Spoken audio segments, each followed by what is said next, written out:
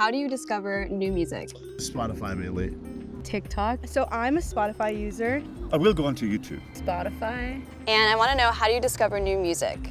Friends and SoundCloud. All right, thank you. Over the last decade, music streaming and social media have fundamentally altered the way that music is created and distributed. From shorter songs with catchy introductions to the sudden rise of functional music, made specifically for sleeping, working, and everything in between. But what about the ways that streaming impacts us as listeners? With over 112,000 new tracks released each day on music streaming platforms, services such as Spotify and Apple Music give us access to a vast collection of music, both brand new and timeless classics. With a quick search, you can find almost anything. And with the advent of AI-generated music, this could become even more music released daily. But has that access made us more or less connected to how we relate to our music discovery? In this episode, we're exploring this question of music discovery in the current moment. And we'll highlight ways to look beyond your social media feed or streaming service to deepen that emotional connection to what you're hearing. I'll be visiting a beloved neighborhood record shop, a new type of listening bar for music explorers, and I'll talk to music journalists and curators to figure out just how to get unstuck from algorithmic recommendations.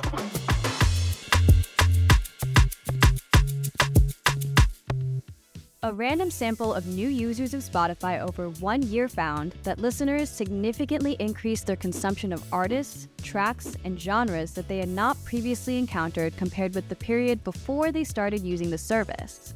But even though consumption has increased, the meaningful connection to music and artists might not be. A good example is how social media like TikTok only uses a snippet of the song, potentially cutting off a deeper connection to the music.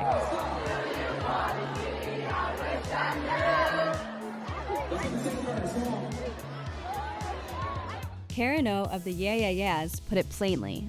All that's changed. The way people hear music, it can glaze over you before you really get to the heart of it. US journalist Liz Pelly argues that streaming turns all music into emotional wallpaper.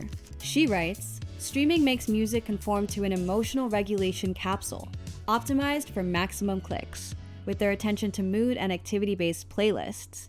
I am Derrick Gee. I call myself a professional music fan these days. How do you think social media platforms like TikTok and Instagram have shifted the way that people are discovering new music? I think it's ultimately great. It has given the opportunity to people like myself and a diverse cast and crew of people that would not normally have the opportunity to speak to so many people about the love of music, putting people onto music. Downside of that, of like when there's an incentive to monetize, when there's an incentive to get popular, that the recommendations I think are getting thinner and weaker in terms of how meaningful they actually are to these people. And a lot of people get paid for those recommendations, which is a business, but it's also not easy to tell the difference who is paid and who's not. So therefore the economics comes into recommendation, and as with anything, can muddy the waters and kind of ruin the purity of what it was. One way to strengthen your emotional connection with the music you enjoy is to visit a record store in person. When you listen to a song on streaming, you don't own that music. You're effectively borrowing it. This can impact your emotional connection to a piece of music. It's so hard getting records for someone. I feel like it's like scary, you know? Rather than letting the music come to you, in a record store, the music discovery process is all about the hunt. Why do you think people are coming to record stores more often these days? Well, I think it's for a few reasons. We're definitely in a time of more music than ever. More music being created, being shared, being consumed. And that oversaturation and that overstimulation, it can lead to an apathy. And I like how being in a record store is the antithesis of that. You gotta opt in and you gotta look for it yourself. I'm a big Carole King fan, so this one might be coming home with me. What do you think about streaming? I feel like streaming is what's happening, so I think it's like an unavoidable part of the world. I feel like I can appreciate music has to be like a pretty intentional experience, you know? Intentional, yeah. Yeah. So what's your role in countering this and helping people discover new music? I think like providing a space that people can come in and like, you know, find things that maybe they are looking for or are familiar with, but then go off and see things they've never heard of before and like go check it out and be like, is this what I like? Am I interested in this? Do I want it? Do you have anything like that? And I'll be like, I think so, you know, and like we'll go through and we'll try to help be like, yeah, I mean, I think if you like that, you'll like this. Streaming and social media leverage sophisticated algorithms and user listening habits to recommend music, often tailoring suggestions to specific moods or activities. While this approach may offer convenience, it also tends to reinforce existing preferences. Do you feel that the algorithmic playlists have shifted the way that people discover new music? I think if you were to take the broader big picture, they are excellent. They are really good. They are good for artists. They are good for discovery. I guess it's not about building a deep relationship with the musician. It's about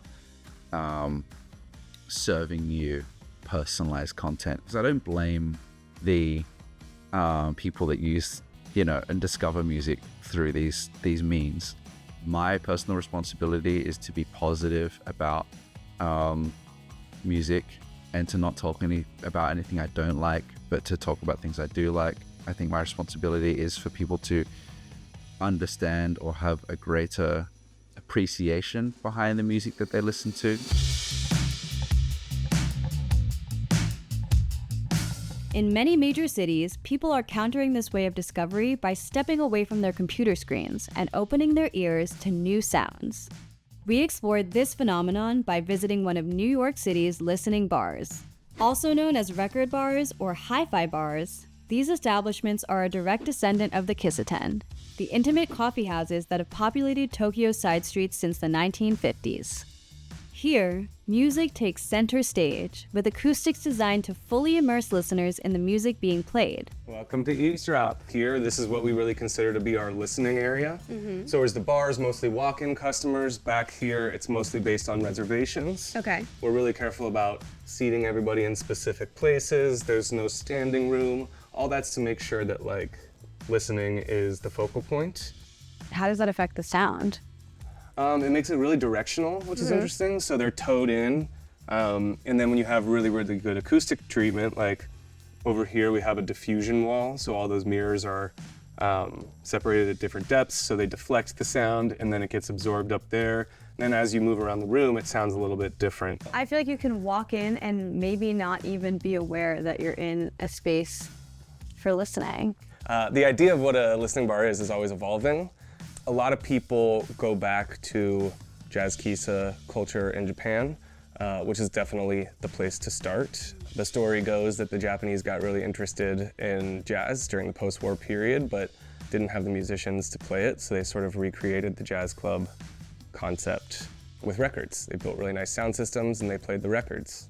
And maybe one of the reasons listening bars are becoming more popular is because you need a place to hear music that you haven't heard before or that wouldn't be recommended to you by an algorithm. So when you come here, you might hear a few familiar things, and that's great. Usually the moment of familiarity like brings you back in because you're like, oh, I know this one, but you're also going to hear a bunch of things that you maybe would never hear if you were just waiting for an algorithm to recommend them.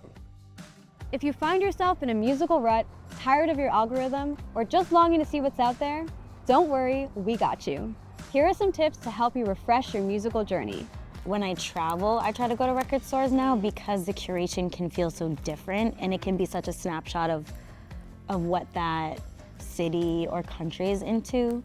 I mean, the more you can turn, I guess, the discovery of new music into a conversation between you and someone else, people who are interested in music that you're not interested in, and having a conversation, that's the way to discover new music. At least for me, I feel like I can connect more with music when I can hold something in my hands and like read something about it and really like, I don't know, like build more, or just, I don't know, feel more about it than just idly listening to something that I don't know what it is that like comes up and goes away. But if there was any advice, I would just say, rather than go to what's new and what could be new for you today, if you wanted to get into, say, John Coltrane, then put on a few albums and try to enjoy them. There are numerous ways to keep your musical taste fresh. By listening closer, contextualizing the music, and listening to your favorite artists' you can find new dimensions to the music you love. While the ways that we listen to music may continue to evolve, our love of discovery can be a constant.